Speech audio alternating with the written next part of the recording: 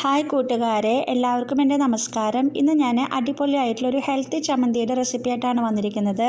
അതുപോലെ തന്നെ കണ്ടില്ലേ, ഇത് നമ്മുടെ ഒരു കറിവേപ്പാണ്. ഇത് ഞങ്ങൾ കടയിൽ നിന്ന് കറിവേപ്പില വാങ്ങിച്ചപ്പോൾ കിട്ടിയ ചെറിയൊരു തണ്ടായിരുന്നു. അത് കുഴിച്ചിട്ട് കഴിഞ്ഞപ്പോൾ അതുമ്മേ കറിവേപ്പിലയൊക്കെ ഉണ്ടായി വരുന്നുണ്ട്. അപ്പം നിങ്ങൾ അങ്ങനെ കിട്ടുകയാണെങ്കിൽ ഒന്ന് ട്രൈ ചെയ്ത് നോക്കിയോളൂ കേട്ടോ. ചിലപ്പോൾ അത് ഉണ്ടാവാനായിട്ടുള്ള സാധ്യതയുണ്ട്.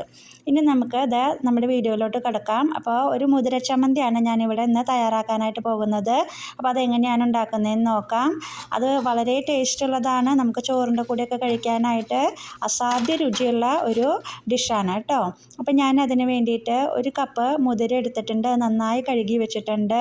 അതുപോലെ തന്നെ ഞാൻ അതിലോട്ടുള്ള അതർ ഇൻഗ്രീഡിയൻസ് പറയാം. ഒരു ചെറിയൊരു പീസ് പുളി എടുത്തിട്ടുണ്ട്, ഒരു 4-5 വറ്റൽമുളക് എടുത്തിട്ടുണ്ട്, പിന്നെ കുറച്ച് കറിവേപ്പിലയും ഒരു ഹാഫ് സബോള ചെറുതായി കട്ട് ചെയ്തിട്ടുള്ളതും, ഒരു പിടി തേങ്ങയാണ് ചേർത്തിരിക്കുന്നത്. പിന്നെ അതിലോട്ട് അല്പം ഉപ്പും ചേർത്തിട്ടുണ്ട്. ഇനി നമുക്കിത് തയ്യാറാക്കുന്നത് എങ്ങനെയാണെന്ന് നോക്കാം. ഞാനൊരു പാൻ വെച്ച് കൊടുത്തിട്ടുണ്ട്. കഴുകി വൃത്തിയാക്കി വെച്ചിട്ടുള്ള നമ്മുടെ മുതിര അതിലോട്ട് ചേർത്ത് കൊടുക്കുക. കഴുകി തന്നെ എടുത്തോളൂ കേട്ടോ. അപ്പോൾ നമ്മൾ ചേർത്ത് കൊടുത്തതിന് ശേഷം നമുക്കത് നന്നായിട്ടൊന്ന് വറുത്തെടുക്കണം. അപ്പോൾ നമ്മൾ കഴുകിയ കാരണം കൊണ്ട് വറുത്തെടുക്കുമ്പോൾ കുറച്ച് ടൈം എടുക്കും, എന്നാലും കുഴപ്പമില്ല. നമുക്ക് നല്ല വൃത്തിയിൽ തന്നെ നമുക്ക് വിഭവം തയ്യാറാക്കാനായിട്ട് പറ്റും.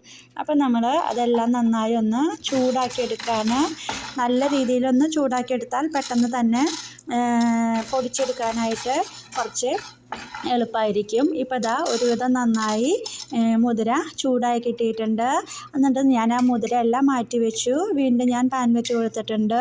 പാൻ വെച്ചതിന് ശേഷം ഇനി നമുക്ക് അതർ ഇൻഗ്രീഡിയൻസും കൂടി ഒന്ന് മൂപ്പിച്ചെടുക്കണം. അതിന് വേണ്ടി ഞാൻ അല്പം വെളിച്ചെണ്ണ ഒഴിച്ചു കൊടുത്തിട്ടുണ്ട്. വെളിച്ചെണ്ണ ഇത് തണുപ്പുള്ള സ്ഥലമായതുകൊണ്ട് തന്നെ കട്ടിയായിട്ടാണ് ഇരിക്കുന്നത്. അപ്പോൾ അതെല്ലാം ഉരുകി വന്നിട്ടുണ്ട്. ഇനി നമുക്ക് ആ വെളിച്ചെണ്ണയിലോട്ട് നമ്മൾ മാറ്റി വെച്ചിരിക്കുന്ന ആ കൂട്ട് നമുക്കിതിലോട്ട് ചേർത്ത് കൊടുക്കാം.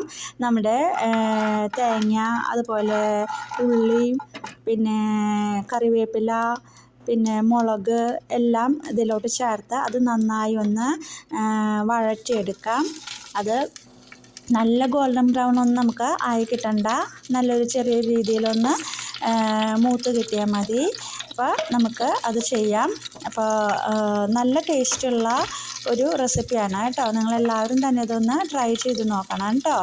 അപ്പോൾ നമുക്ക് ഇത് മൂപ്പിച്ചെടുക്കാം. ഇനി ഇപ്പം നന്നായി മൂത്ത് വന്നതിന് ശേഷം നമുക്കത് മാറ്റി വെച്ചിരിക്കുന്ന മുതിരയിലോട്ട് അത് ആഡ് ചെയ്ത് പൊടിച്ചെടുക്കുക. അത്രയാണ് നമുക്കത് വരുന്നുള്ളൂ. കണ്ടല്ലേ, ഇപ്പോൾ നമ്മുടെ തേങ്ങയൊക്കെ ഒരുവിധം നന്നായിട്ട് നിറം മാറി വരുന്നുണ്ട്. കുറച്ചുകൂടി അത് ആയി കിട്ടാനായിട്ടുണ്ട്. ഇപ്പോൾ ഒരുവിധം ആയി വന്ന് തുടങ്ങിയിട്ടുണ്ട്. നമ്മുടെ നാളികേരവും മുളകും എല്ലാം ഒരു മൂത്ത് നന്നായി മൂപ്പിച്ചെടുത്തിട്ടുണ്ട്. ഇനി നമുക്കതൊരു മിക്സിയുടെ ജാറിലോട്ട് ഇട്ട് കൊടുത്തിട്ട് നമുക്ക് പൊടിച്ചെടുക്കാം. നമ്മുടെ മുതിരയും ഈ കൂട്ടും കൂടി പൊടിച്ചെടുത്തിട്ടുള്ള അടിപൊളിയായിട്ടുള്ള ചമ്മന്തി ഇവിടെ റെഡിയായി കഴിഞ്ഞിട്ടുണ്ട്. അപ്പം നിങ്ങളെല്ലാവരും തന്നെ ഇത് ട്രൈ ചെയ്ത് നോക്കുക കേട്ടോ. അപ്പം പിന്നെ നമ്മുടെ കറിവേപ്പിലയുടെ കാര്യം മറക്കാതെ ഒന്ന് ട്രൈ ചെയ്ത് നോക്കിയോളൂ കേട്ടോ. അപ്പോൾ നമുക്ക് അടിപൊളിയായിട്ടുള്ള അടുത്ത വീഡിയോ ആയിട്ട് വീണ്ടും വരാം. Okay, by.